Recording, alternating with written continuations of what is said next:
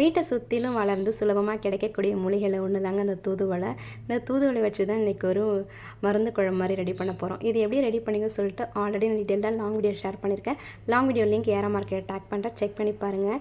இந்த மூலிகையில் முள் இருக்கும், அதனால் சிசர் வச்சு தான் கட் பண்ணி எடுத்துக்கணும்.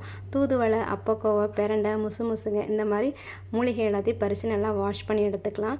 ஒரு வானலில் எண்ணெய் விட்டு அதில் இஞ்சி, பூண்டு, பெரண்டையெல்லாம் நல்லா வதக்கினதுக்கப்புறம் இந்த தூதுவளை, அப்பக்கோவை இதெல்லாம் போட்டு நல்லா வதக்கிக்கலாம். ட்ரை இன்க்ரீடியன்ட்ஸ் பார்த்திங்கன்னா என்னென்ன எடுத்துக்கிட்டேன்னா மிளகு, ஜீரகம், கொத்தமல்லி, வெந்தயம், கடலப்பருப்பு, மிளகாய் இது எல்லாத்தையும் நல்லா வறுத்து எடுத்துக்கலாம். ஒரு லெமன் சைஸ் புளியை கரைச்சி எடுத்துக்கோங்க.